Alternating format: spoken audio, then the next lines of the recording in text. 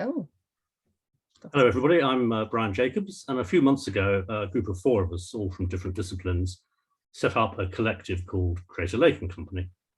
And we did this to help marketers pull together all the data and the research at their disposal into what we're describing as a clear performance narrative, in effect, to try to make sense of it all.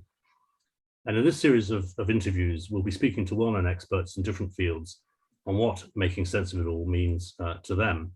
And I'm delighted to say that today I'm joined by Tammy Chandler, who's General Manager Marketing at Suzuki Automobiles.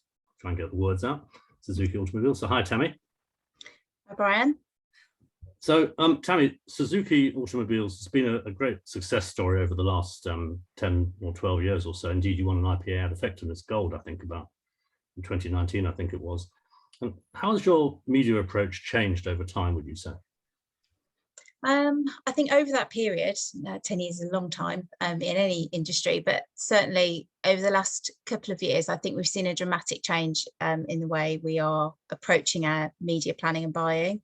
And I think the real reason for that change is due to the changing nature of the consumer. And we've become increasingly aware of different customer journeys and how many people, reach us in very different ways. And our media has had to reflect that changing nature of the way in which consumers want to seek out information about our brand and our products and our dealer network.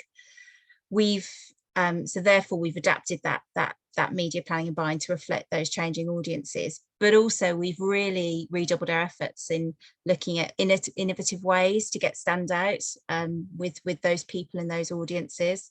Notably, as you said, the IPA Gold Effectiveness that we won was as a result of a partnership strategy that we had with ITV as the broadcaster to that, and a true collaboration in how we work together to reach their target, their key audience, their prime audience, and ours. And we've worked with other broadcasters, Channel 4, alongside ITV, to use talent-led creative to really engage their viewers and our audience collectively and jointly. And in addition to that, we've also started to and have invested more and more in more digital media and digital channels, again, to reach more diverse audiences in a targeted and an engaging way.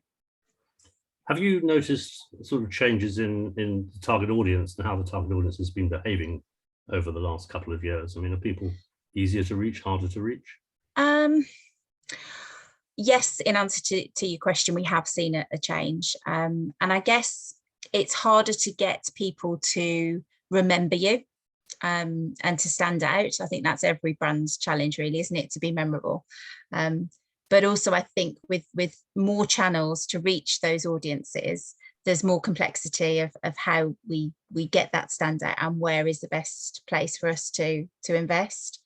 So yes, it has become more challenging, but that's made us reflect more in the best way for us to engage with that audience and what's the best results from which medium that we use. I mean, anyone who's ever bought a car knows that the automotive sector does collect an awful lot of data. I mean, the number of forms you fill out, Yeah. bits of paper online bits of paper, as it were, that you have to fill out to buy a car.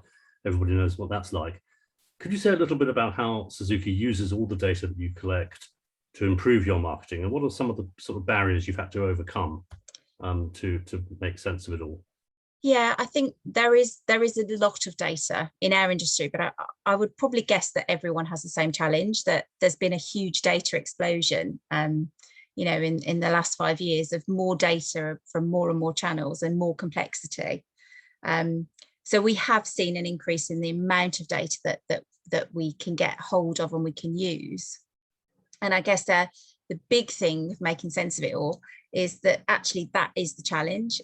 There is so much data, and really having data at our fingertips is one thing, but our ambition has been to take that data and to transform it into real insights and actions. And I think that's the challenge. That's the big thing. There is lots of data, but putting it into a usable format that actually drives insight and then action off the back of it is the challenge. And certainly is one that we're working hard to try and address.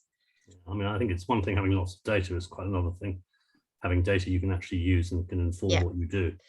Yeah, absolutely. I think for us, the ambition is to take that data and to turn it into an insight that develops an action that has the customer in mind. Because like you say, anyone who's bought a car will know that they've given various information at various different stages. And it's our job to make sure that customer experience is seamless and connected.